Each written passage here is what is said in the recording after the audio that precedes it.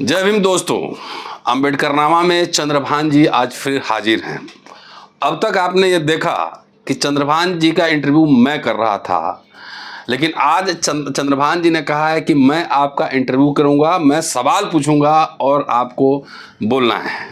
तो चलिए चंद्रभान जी का स्वागत मैं कर लेता हूं, उसके बाद फ्लोर चंद्रभान जी को देता हूं कि आप सवाल हमसे पूछिए। जो भी सवाल पूछेंगे यथासंभव उत्तर देने की कोशिश करूंगा। स्वागत है चंद्रभान जी। थैंक यू डॉक्टर साहब, आपको बधाई हो। आप एक मुख्य धारा की पार्टी में शामिल हुए हैं। जी शुक्रिया। पर यह दलितों के साथ गद्दारी नहीं हुई। कैसे? आज का जो कंटेम्पोररी दलित है, समकालीन दलित लीडरशिप है, और बहुत सारे दलित जो लीडरशिप के रोल में हैं, वो तो बीजेपी के साथ हैं। तो दलितों का जो वर्तमान स्टैंडर्ड, पॉलिटिकल स्टैंडर्ड मान लिया जाए तो बीजेपी के साथ या तो डायरेक्टली हैं या फिर इनडायरेक्टली हैं। तो उस ट्रेंड को फॉलो करते हुए आपको भी बीजेपी के साथ जाना चाहिए था। क्यों? बाबा साहब ने जब शेड्यूल कास्ट मैनिफेस्टो निकाला था पहले लोकसभा में, तो क्या कहा था कि आरएसएस और हिंदू महासभा जैसे रिएक्शनरी फोर्सेस के साथ, प्रतिक्रियावादी शक्तियों के साथ हम कभी नहीं जाएंगे। तो एक सेकेंड अभी आ रहा हूँ, उसके पहले भी उन्होंने कहा था कि हिंदू राष्ट्र अभिशाप होगा। ठीक है। और जब खुलेआम संसद और पूरा आप जितने कानून आ रहे हैं, आप देख रहे हैं, संविधान बदलने की, हिंदू राष्ट्र बनाने की बात हो रही हो, उस समय अगर दलित पॉलिटिक्स दक्षिण पंथ के साथ है, भाजपा आरएसएस के साथ है, तो गद्दारी मैंने नहीं, गद्दारी इन लोगों ने की है। नंबर एक। नंबर दो, अच्छा हम क्या गद्दारी किए हैं? इस समाज को, एक आंदोलन तो सफल हमारे नाम है, एक आपके नाम है। अरे हम गद्दारी वो बात कर रहे हैं कि जो दलित वर्तमान दलित ट्रेडिशन के हिसाब से आपको बीजेपी के साथ होना चाहिए। नहीं तो हम क्यों होना चाहिए? मेरी बुद्धि विवेक नहीं है, मैं बाबा साहब को मैं नहीं पढ़ा है। हमको मेरे लिए एक सेकुलर राष्ट्र, इसका मतलब सोशलिस्ट, इसका मतलब वर्तमान दलित लीडरशिप को आप नहीं मानते हैं? नहीं मानते हैं। क्या के लिए मांगे? उसका कोई कॉपीराइट थोड़ी है, पूरे देश का दलित उसका गुलाम थोड़ी है। नहीं तो आप यहाँ पर एसोसिएट प्रोफेसर हैं, अगर आप साइलेंटली, एक तरीका है बीजेपी के साथ जाने का, आप जो है बोलते मैं ना इधर हूं न मैं उधर हूं, न मैं कांग्रेस के साथ हूं न मैं बीजेपी के साथ हूं। तो जब पूरा देश वैचारिक रूप से, पॉलिटिकल रूप से दो धाराओं में बढ़ चुका है, जब संघर्ष भारतीय राष्ट्र और हिंदू राष्ट्र के बीच में है, तो हिंदू राष्ट्र के तरफ होने का एक तरीका और है कि मैं इधर भी नहीं हूं, मैं उधर भी नहीं हूं, मैं इंडिपेंडेंट अकेले चुनाव लड़ूंगा। देखिए तो अगर आप अकेले चुनाव लड़ते, जितना भी वोट पाते, काटते पाते नहीं, हाँ पाते, वो तो भारतीय राष्ट्र के जो दल हैं, कांग्रेस वगैरह, उनका कटता, तो आप बीसी बना दिए जाते। तो बीसी हमको बनना ही नहीं है। फिर आज के दलित को, वो महाराष्ट्र वाला दलित का नाम क्या है? अठावले क्या बना हुआ है? मंत्री। उधर जो आपका बिहार का बंदा है चिराग पासवान, जीतन मांझी, क्या बना हुआ है? मंत्री। और ये यूपी की जो लीडर हैं वो उनको क्या सुविधा मिली हुई है? वो Z+ क्या है, सब XYZ सब सुविधा है, सब सुविधा है ना। तो फिर आप क्यों इस लफड़े में पड़ रहे हैं? नहीं, हमको तो आप मंत्री कह रहे हैं। चंद्रभान जी आइए, हम बाबा साहब के बिगड़े चेले कहते हैं अपने आप को, और मैं वचन देता हूं आपको कि मंत्री क्या, प्रधानमंत्री ही बनाएगा तो आरएसएस बीजेपी के साथ नहीं जाएंगे। अब इससे ज्यादा क्या चाहिए? तो इसका मतलब ये है कि ये व्यक्तिगत मुक्ति का सवाल नहीं है मेरे लिए। तो हम देखिए सेकुलर सोशलिस्ट स्टेट, तो ऑनेस्टली स्पीकिंग, तब तो आप कांचीराम के साथ भी गद्दारी कर रहे हैं। वो जिनको जो समझना है समझ लें। नहीं, मैं कह रहा हूं, नहीं, आपके कहने से क्या हो जाएगा? वो तो खुद ही बाबा साहब को उल्टा काम कर गए ना, ये बोल के। अरे वो जो आरएसएस से समझौता, मान्यवर कांचीराम साहब 3 बार बीजेपी के साथ गए, और आप बीजेपी के साथ न जाकर कांग्रेस साथ जाके कांचीराम के साथ गद्दारी नहीं कर रहे हैं। नहीं, एकदम नहीं। ये सोचने का अपना तरीका है। आप सोचिए, कौन किसके साथ गद्दारी कर रहा है ना, वो तो इतिहास इसकी समीक्षा करेगा। अभी कुछ कहना जो है ना ज्यादा होगा। आखिर बाबा साहब स्टेट माइनॉरिटी आपने पढ़ा अच्छे से, स्टेट सोशलिज्म की बात कर रहे हैं ना, स्टेट सोशलिज्म, दलित राइट्स की बात कर रहे हैं, एजुकेशन में, नौकरियों में, कि हमारे लिए जीवन मरण का प्रश्न है। 56 में बाबा साहब का परिनिर्वाण होता है। आखिर नेहरू, इंदिरा, राजीव गांधी, तमाम नाम जोड़ लीजिए आप, ये सब कोई राइट विंगर थे कि सोशलिस्ट थे? भाई घोषित सोशलिस्ट थे ना।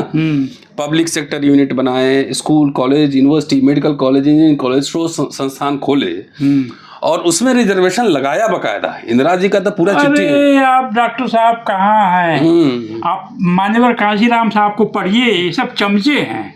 हाँ तो कह रहे ना, सारे चमचे हैं। वो रिजर्वेशन की वजह से चमचे पैदा हुए। रिजर्वेशन ही मान्यवर कांशीराम साहब का जो चमचा एज किताब है इंग्लिश वाली, उसमें ये कहते हैं ये चमचे पैदा हुए, सबका कारण आरक्षण है, रिजर्वेशन है। हाँ वो तो लिखे हैं। तो हम ये बात बोले थे, बहुत हंगामा हुआ। तो आप कांशीराम से भी बगावत कर रहे हैं? एकदम। इसको अगर बगावत समझिए तो बगावत है ही। चमचा कैसे हुआ? समझे कैसे हम? बगावत तो कर ही रहे हैं। एकदम हो गया।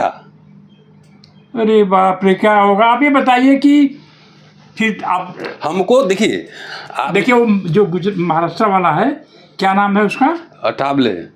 उसको जनता वोट देती है ना, दलित लोग? देने दीजिए, कोई बात नहीं है। वो जो बिहार का दुसाध है, क्या नाम उसका है? दुसाध लोग, चिराग पासवान। हाँ, वो उसको वोट देते हैं ना लोग ना।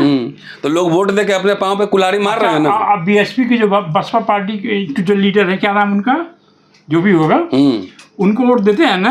देते हैं। तो इसका मतलब दलित जनता से भी आप दगाबाजी कर रहे हैं? नहीं, दगाबाजी नहीं है। 27,000 स्कूल बंद हुआ था, नुकसान किसको हुआ? नौकरी प्राइवेटाइज हो गया, नुकसान। तो दलित समाज को ये लोग गुमराह कर रहे हैं ना। तो हमारा काम जो है ना, आरक्षण से नौकरी, हमारा नया डिस्कोर्स, आरक्षण किसके नौकरी से जो नौकरी मिली है, चमचा युग के हिसाब से, ये तो चमचा पैदा करने का सिस्टम है। वो समझने का तरीका है। कौन किसका चमचा था? आपके भाई इंस्पेक्टर थे, डीएस। अरे कौन मेरे भाई को चमचा बोल देगा? पिस्तौल लेके चलते थे, बुलेट मोटरसाइकिल पर, मुंह ऐसे रख के टाइट। तो मेरा घर अपवाद हो गया ना? नहीं, बहुत सारे ऐसे लोग रहे हैं। हाँ। सरकारी नौकरी की वजह से बढ़िया बढ़िया कपड़ा लोग पहना, घर बनाया, इंग्लिश मीडियम में बच्चों को पढ़ाया। सरकारी नौकरी नहीं रहता था, क्या था आपके पास? ठेंगा। तो इसका क्या था? जमींदारी थी, राजे रजवाड़े थे। तो इसका मतलब कि आप मान्यवर कांशीराम को डिफाई करते हुए फिर से अम्बेडकर के पास जाना चाहते हैं? एकदम। हम ओरिजिनल अम्बेडकर के आइडियाज के साथ जाना चाहते हैं। तो हमारे लिए बाबा साहब ने कभी कहा कि हम प्रधानमंत्री बनेंगे? नहीं। तो अगर ओरिजिनल अम्बेडकर की आइडिया के पास जाएंगे तो बहुत होगा। आज 20-40 लाख दलित सरकारी नौकरी में है और पेंशन में है, तो 70 लाख हो जाएंगे। पर इसमें हुक्मरान कहाँ बन पाएगा? अच्छा एक बात बताइए, आप ही नहीं कह रहे हैं कि बीपी सिंह चंद्रशेखर तो 2 बार प्राइम मिनिस्टर बने? तो सारे राजपूत जो है ना, सब प्राइम मिनिस्टर वाइस चांसलर बन गया। ब्राह्मण नहीं, एक आने दीजिए, ब्राह्मण तो श्री से जवाहरलाल नेहरू, इंदिरा गांधी, राजीव गांधी, सब लोग बने ना प्राइम मिनिस्टर। तो सारे ब्राह्मण प्राइम मिनिस्टर बन गए। गवर्नमेंट की एक पॉलिसी एजेंडा होता है ना, विजन स्टेटमेंट होता है। नहीं तो आप एक आदमी को बनाने के लिए आपने पूरे समाज को आपने बिछवाया है। अच्छा आप ये कहाँ फेलोशिप मिल रहा है? नहीं आप ये आप बताओ मुझे। नहीं आप ये बताइए, जितनी साइकिल मान्यवर कांशीराम साहब ने चलाई थी मिशन के लिए, बाबा साहब चलाए थे उतनी साइकिल? नहीं। फिर तो बाबा साहब तो रूलिंग एलिट से बात करते थे ना, डायलॉग करते थे, कम्युनिकेशन करते थे, और बाबा साहब अनरियलिस्टिक ड्रीम्स नहीं देखते थे। तो बाबा मान्यवर कांशीराम साहब ने क्या ब्राह्मणों, क्षत्रियों, बनियों से कभी हाथ मिलाया? नहीं मिलाया तो ना। वही बता, क्रांतिकारी यही हुए ना। मजाक के मूड में मजाक मूड नहीं, गाली देना क्रांति, सबको गाली देना है। दलित जनता का मूड ऐसे ही है। नहीं देखिए, इंटेलेक्चुअल्स का काम होता है ना, इंटेलेक्चुअल जनता जो कहती है उसके हिसाब से रिसर्च थोड़ी करता है। रिसर्च तो अपने हिसाब से करता है। ये बात है।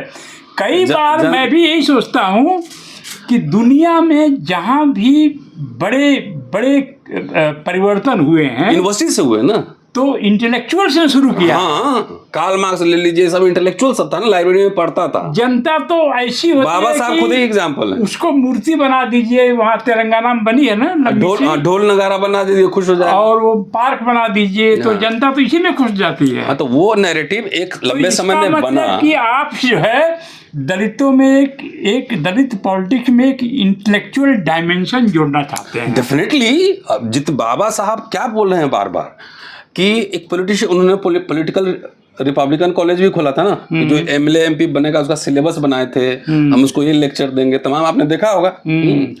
Republican training college. तो बाबा साहब चाहते थे कि जो हमारा प्रतिनिधि जाए उसको अंग्रेजी भी आना चाहिए, उसको हिस्ट्री आना चाहिए, उसको इकोनॉमिक्स आना चाहिए, पॉलिटिकल साइंस का सेंस होना चाहिए, तब ना जाएगा तो पार्लियामेंट के अंदर डिबेट में जाएगा। तो आप जो प्रेस कॉन्फ्रेंस उस दिन किए थे जब कांग्रेस ज्वाइन करने के समय, तो आपको ये क्लियरली कहना चाहिए था ना, जनता में कंफ्यूजन है, दलित जनता में, कि मैं अंबेडकर बात को कांग्रेस के भीतर घुसाना चाहता हूँ। आपको ही कहना चाहिए ना। आइडियाज पे तो मैंने बोला ही नहीं, क्लियर नहीं हो गया, लेकिन अभी कह देते हैं। बताइए। वही कि अंबेडकर भाई स्टेट सोशलिज्म का आइडिया है बेसिकली, पब्लिक सेक्टर यूनिट तो का सवाल है। अगर आप बाबा साहब अंबेडकर को कांग्रेस के अंदर घुस डालेंगे तो फिर कांग्रेस, फिर बाबा साहब में और नेहरू में, इंदिरा गांधी में कोई फर्क ही नहीं रह जाएगा। भाई मैं वही बार बार कह रहा हूँ कि बाबा साहब जो विजन देख रहे थे एक स्टेट का, कोई स्टेट एंड माइनॉरिटी पढ़ता नहीं है ना। मेरे किताब में उन्होंने मेमोरेंडम डाला है नेक्स्ट बुक में। तो बाबा साहब ने जब ये सुनिए, तो बाबा साहब ने ये कहा कि इंश्योरेंस का राष्ट्रीयकरण होना चाहिए। हाँ, तो नेहरू जी ने कर दिया। पब्लिक सेक्टर यूनिट होना चाहिए। उन्होंने कहा कि पब्लिक इंडियन स्टेट को भी बिजनेस का अधिकार होना चाहिए। तो नेहरू जी ने तमाम बड़े बड़े होटल्स भी खोले, रेल पूरा। यस पब्लिक सेक्टर रेल तो पहले से था, लेकिन एनटीपीसी, भेल, सेल, तमाम सब हाँ। और इंदिरा जी ने उसको और आगे बढ़ाया, बैंक का नेशनलाइजेशन कर दिया।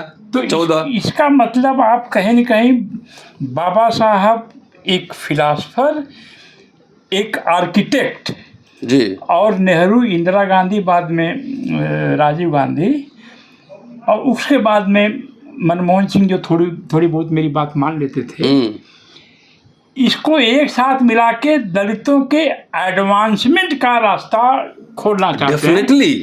पर इसमें दलित हुक्मरान कहाँ बन पाएगा? नहीं, कोई हुक्मरान तो नॉलेज हुक्मरान बनाता है ना, खाली पॉलिटिकल पावर थोड़ी बनाता है। बाबा साहब तो ये बोले थे ना, मैंने आपको भेजा था कागज, कि राजनीति बचा हुआ अनाज है। ठीक है, बचा हुआ अनाज है। पॉलिसी डिसीजन एक इंडिविजुअल लिबरेशन का मसला नहीं है। आप हिंदू राष्ट्र में आप बीजेपी आपको प्रधानमंत्री बना दे और आप संविधान बदल दे, तो आप कल लेके हम अचार करेंगे क्या? आप रिजर्वेशन खत्म कर दें, संविधान खत्म कर दें, तो आप दलित हुक्मरान लेके अचार बनना है क्या? उसका क्या करना है? अभी तो हो रहा है ना, ओबीसी प्राइम मिनिस्टर है ना, और दलित है ना, ये ट्राइब लेडी है ना राष्ट्रपति, और दलित लॉ मिनिस्टर है ना। क्या हो रहा है बताइए? ये दिख नहीं रहा। मतलब कि आप ये कहिए खुल के ना कि अंबेडकर बात को हम कांग्रेस के अंदर ले जाना चाहते हैं, और पॉलिसी पर वही बात जो हम लोग उठा रहे हैं, पॉलिसी पे ध्यान है ना। वही जैसे कि देखिए, आप लोकसभा चुनाव के पहले 7 सूत्री एजेंडा बनाए थे ना, दलित इमांसिपेशन मैनिफेस्टो, राहुल जी को मैंने दिया था वो, और उन्होंने घोषणा पत्र में डाला था। जब हम डिमांड नहीं रखेंगे, घोषणा पत्र नहीं बनाएंगे, जब उसको मैनिफेस्टो में नहीं डलवाएंगे, तो सरकार कोई बदलेगी, तो हम प्रेशर कैसे बिल्डअप करेंगे कि हमारे समाज के लिए दीजिए? तो उसमें जो दलित इमेंसिपेशन जो फ्रंट बनाया था आपने, तो अगर उसकी बात को कांग्रेस मानती है, जो कि कुछ अपने डाला उन्होंने अपने मैनिफेस्टो में, तो दलित जब फिजिक्स और मैथमेटिक्स, इंग्लिश और पूंजी पर कब्जा कर लेंगे, तो दलित नेताओं का क्या होगा? नेता का क्या होगा? नेता जाने इंटेलेक्चुअल लीडर्स पैदा करेंगे। किसी नेता के भरोसे समाज थोड़ी रहता है। अब तो मैं आह्वान कर रहा हूँ कि जितने पढ़े लिखे लोग हैं, जितने बोलने लिखने पढ़ने वाले लोग हैं, अब घर में बैठने का समय चला गया है। पूरा संविधान बचेगा, भारतीय गणराज्य बचेगा, तभी आप बच पाएंगे। अभी बिल आया ना संसद में, देखा ना कि सिटिंग सीएम पीएम क्या क्या सबको जेल में डाल देंगे 30 दिन के अंदर, अगर गया तो सदस्यता खत्म हो जाएगी। क्या है, तानाशाही है ना? तो या तो बीजेपी आरएसएस के साथ रहिए ना, तो जेल में रहिए, यही ऑप्शन दे रहा है ना। तो कुछ आप मेरे मन की बात भी कर रहे हैं। हम काम की बात करते हैं, मन की बात नहीं करते। अच्छा, मेरा मन ये है कि दलितों का एडवांसमेंट हो। मेरा भी तो जितना लाखों एमएलए एमपी तो एक ही बनेगा ना। आपके यहाँ 425 विधायक है ना, उसमें जितना दीजिए उतने बनेगा ना। नौकरी रोजगार तो लाखों लाख लोग कर सकते हैं ना। आखिर जो दक्षिणपंथी पॉलिटिक्स को चैलेंज करने वाले लोग भी पढ़े लिखे लोग से आए ना, हम लोग कहाँ से आए हैं? पढ़ लिख के आए ना। तो मुझे जब नौकरियां नहीं रहेंगी, जब शिक्षा नहीं रहेगा, तो ये कहाँ से आएगा सवाल करने वाले लोग। तो इसका मतलब ये है कि दलित चेतना में आप यूनिवर्सिटी एजुकेटेड लोगों को, हम कोई नई बात नहीं कर रहे हैं। जो ग्रीवांसेस ऑफ शेड्यूल कास्ट में बाबा साहब ने जो लिखा है कि शिक्षा और नौकरी, फिर वही बात, बाबा साहब बड़े हैं कि कांसीराम साहब बड़े हैं? क्या बात कर दी आप, कोई तुलना की बात ही नहीं है। सबकी अपनी अपनी समझ थी। बाबा साहब कोलंबिया लंदन में पढ़ के आए थे, इकोनॉमिक्स सोशियोलॉजी हिस्ट्री पढ़ के आए थे, वो जॉन डेवी के क्लास में बैठे थे। तो बाबा साहब इतनी साइकिल चलाए थे 1000 किलोमीटर। अजीब हाल है।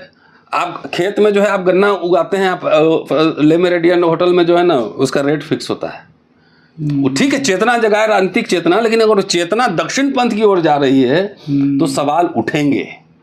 आखिर जब दक्षिण पंथ का राइज हो रहा था, ये नहीं पता था हमारे दलित नेताओं को कि आरएसएस बीजेपी तो हमारे लोगों को क्या करेगा। जब बाबा साहब ने कहा था कि आरएसएस से दूर रहना और हिंदू महासभा से, तो कुआलालंपुर के कॉन्फ्रेंस में माननीय कांशीराम साहब ने नेहरू जी को, इंदिरा गांधी जी को मनुवादी कहा। वो तो चमचा एज में तो सब चमचे हैं। हाँ। और सब मनुवादी है।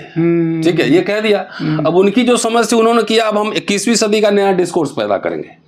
हम सफल होंगे नहीं सफल होंगे हम नहीं जानते, लेकिन एक बात बताइए, आपने कहा कि आपने समाज से गद्दारी कर दी। भाई समाज का जो आज का माहौल है उसके हिसाब से गद्दारी किया ना। समाज सब जाके कुआं में डूब जाएगा तो मैं थोड़ी डूबूंगा। एक बात बताइए, इस समाज ने क्या मुझे लुटियन जोन में बंगला दिया अब तक? मर्सिडीज दिया है, 5 किलो सोना दिया है, 10 करोड़ रुपया दिया, क्या मिला है? वो तो दलित समाज नहीं देगा। अब मैं ऑन रिकॉर्ड कह रहा हूँ, ये समाज जो है ना थैंक यू भी नहीं बोलता है। आखिर जो एमफिल पीएचडी का स्कॉलरशिप आ रहा है बच्चों को, दलित बच्चों को, आपका कॉन्ट्रीब्यूशन है ना कुछ?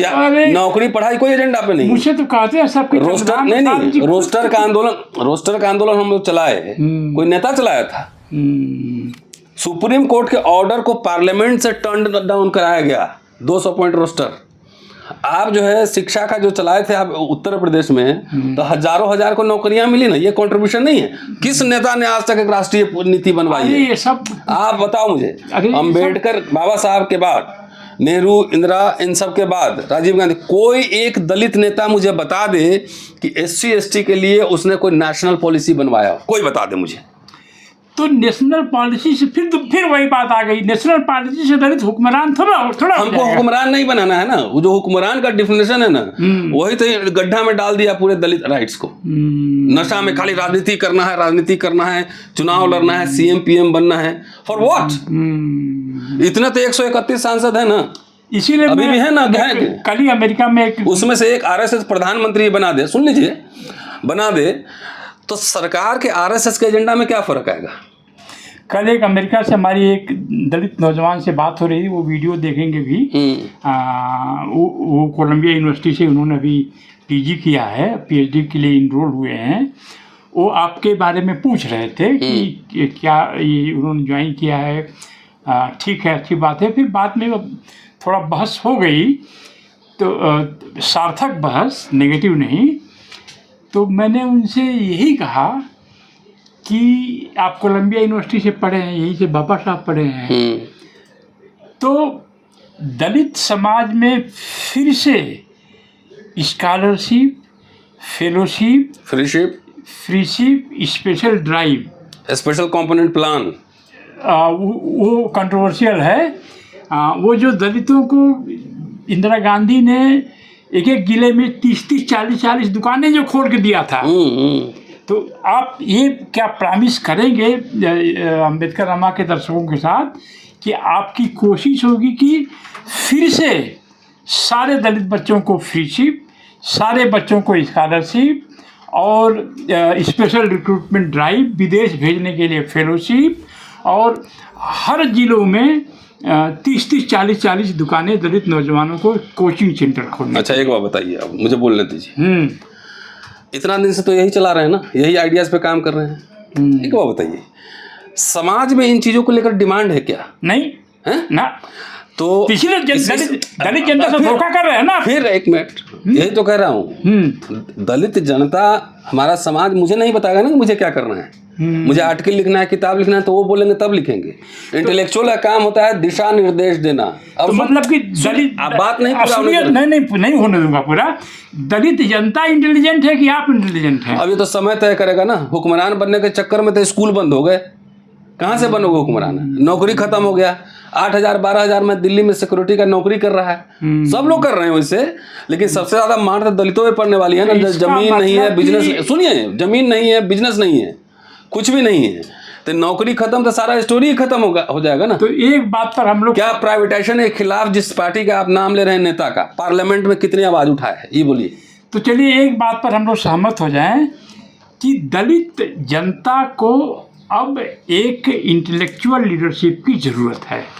एक नहीं, पूरे इंटेलेक्चुअल, पूरे इन लोगों को बाहर निकल कर कमांड संभालना चाहिए। भाई Rahul Gandhi leader of opposition है, या खड़गे साहब या प्राइम मिनिस्टर हैं, तो इतना कॉन्फिडेंट होना चाहिए ना कि जाके कम्युनिकेशन करे, डायलॉग करे, मेमोरेंडम दे कि भाई हमारे समाज के लिए ये आप काम करिए। और देखिए, आपके घर में भाभी जी को रोटी बेलने के लिए मशीन की जरूरत है, उनको क्या इनकी आवश्यकता महसूस हुई थी? पहले कहावत स्कूल में पढ़ते थे ना कि आवश्यकता आविष्कार की जननी है, necessity is the mother of invention. आप कैपिटलिज्म का पूरा फॉर्मेट समझिए, ये कहावत को उलट दिया गया है। अब इन्वेंशन पहले होता है, अब सुन लीजिए ना पहले, let me complete. Invention is the mother of necessity. पहले इन्वेंशन हो जाता है उसका, टीवी में आपको ऐड दिखा दिखा के और आपको जरूरत लगने लगता है कि अब जो है ना ये सर दबाने के लिए मशीन चाहिए। अच्छा, तो इसीलिए कंप्लीट करने दीजिए। इसीलिए जनता क्या सोचती है नहीं सोचती है वो तो भजन कीर्तन में भी होगी। ये हमारा काम है कि उसमें डिमांड पैदा करने की ललक जगाना, कि वो सोचे कि मेरा बच्चा कहाँ जाएगा, इसका फ्यूचर क्या होगा। वो तो इंटेलेक्चुअल्स का काम है ना। वो तो मस्त है, जात खेल रहा है, हमारे जात का एमएलए बन जाए, मिनिस्टर बन जाए, इतना ही खेल रहा है। इसीलिए मैं कह रहा हूँ, एक बात पर हम सहमत होते हैं कि दलित जनता को इंटेलेक्चुअल लीडरशिप की जरूरत है जी। दूसरा, कांग्रेस पार्टी के भीतर अम्बेडकर बात का दर्शन इंटर करे। देखिए कांग्रेस के सुनिए तो तीसरा ये वादा करिए आप, स्कॉलरशिप, फ्रीशिप और स्पेशल रिक्रूटमेंट ड्राइव और दलितों के लिए दुकानें खोलने के अलावा, जो बीजेपी सरकार में दलितों का कुछ करोड़ों रुपए लेके, लाखों रुपए लेके लोग फंस गए हैं, तो अगर 40-20 लाख करोड़ बाकी का माफ हो सकता है, तो 300 करोड़ दलितों को माफ नहीं करा सकते। उनमें कोई डिमांड है इसके लिए, कोई हल्ला है? तो नंबर 1, नंबर 2, मैं एक अदना सा अभी मैंने ज्वाइन की है, मेंबर हूँ। आप तो ऐसे डिमांड, चार्टर ऑफ डिमांड मेरे पास रख रहे हैं जैसे हम सरकार चला रहे हैं और सरकार में मुझे लागू ही करना है। अच्छा, विचार ऐसे ही पैदा होता है ना, तो विचार धीरे जाएगा। अच्छा, आप राहुल जी से बोलिएगा तो कि दलित जो है बोल रहा है कि हम नौकर नहीं, हम नौकरी देने वाले बनेंगे। पहले जॉब गिवर्स, पहले नॉट जॉब सीकर्स। नहीं, ठीक है, पहले ये सोच तो डेवलप हो ना। सिर्फ राजनीति करके तो जितने सोच थे, पूरा इंटरप्रेन्योरशिप का आइडिया, एजुकेशन का आइडिया, सब कुछ तो तबाह हो गया। राजनीति जहर की तरह हो गई है। तो चलिए ठीक है, मेरी शुभकामनाएं। आप दलित जहाँ अगर हमको मौका मिलेगा ना, तो सारे आप देख लीजिएगा, पब्लिक डोमेन में आप भी रहते हैं, हम भी रहते हैं, और ये भी जानते हैं कि मैं आपके जगह वाला नहीं हूँ, मैं कहाँ का हूँ, समझते हैं ना, बिहार के हैं। तो जहाँ होगा एकदम ताल ठोक के इसे दावा करके जो है ना अपना एजेंडा पुश करेंगे। और कितना एजेंडा माना जाएगा नहीं माना जाएगा, सिर्फ मेरे ऊपर डिपेंड नहीं करता। क्या लोग मेरे समर्थन में आएंगे? सवाल तो ये भी है ना। चलिए, शायद लोगों को समझ आया, धीरे-धीरे आएंगे। अगर मेरे कहने पे 1 लाख लोग आज, 1 मिनट, 1 लाख लोग रामलीला ग्राउंड में आ जाएं कि भाई दलित मैनिफेस्टो आज हम घोषणा पत्र जारी कर रहे हैं, आप लोग समर्थन दिखाइए, तब ना किसी पे दबाव बनेगा, तभी होगा। सही है। हम यहाँ बोलते रह जाए और आपको कान पे जू नहीं रेंग रहा, तो कौन आपको कर्जा माफ करेगा? तो इसीलिए मैं 20 साल से चुप हो गया ना, कि जब ये डिमांड ही नहीं है तो मैं बेवकूफ क्यों बोल रहा हूँ? इंटेलेक्चुअल का काम डिमांड पैदा करना होता है। मैंने एग्जांपल दिया कि लोग समझेंगे बात आज न कल। आप ही ना कह रहे हैं फील्ड में जाके कि दलित लड़कियों की शादियां नहीं हो रही, तो आपका दोहरा काम है। एक तो अपने समाज के भीतर डिटॉक्स करना है उसको, राजनीति का जहर निकाल के उसके जगह डिमांड खड़ी करना है। दूसरा, मेन स्ट्रीम कांग्रेस की नहीं, कांग्रेस के बाहर की जो भी पार्टियां जो है, आप उससे बात करेंगे ना। हाँ, तो उसमें भी दलित एजेंडे को आप अंदर ले जाएंगे। तो चलिए, बहुत बहुत मुबारक हो आपका। और आप जानते हैं कि हम किसी लोभ लालच में नहीं पड़ते हैं, ये भी तो आपको पता ही होगा। अब लोभ लालच तो होना ही चाहिए, पद मिलेगा तो कुछ करेंगे आप, वही पोजीशन होगा। व्यक्तिगत मोक्ष मेरे लिए इम्पोर्टेंट नहीं है। 12 किताबें छप चुकी है, 3 प्रेस में है, अब बंगला में ऑलरेडी रह ही रहे हैं और बाकी भाषण चल ही रहा है हर जगह, लोग जानते ही हैं, और क्या तनख्वाह मिल ही रहा है। तो इससे ज्यादा क्या चाहिए एक इंसान को? नहीं, बहुत सारे लोगों का तो लालच का अंत नहीं है। लालच के चक्कर में तो घर में बंद होकर रहना पड़ता है कि डरे बाहर निकलेंगे तो ईडी वाला पकड़ लेगा, सीबीआई वाला पकड़ लेगा, इनकम टैक्स पकड़ लेगा। बधाई हो आपको। शुक्रिया चंद्रभान जी।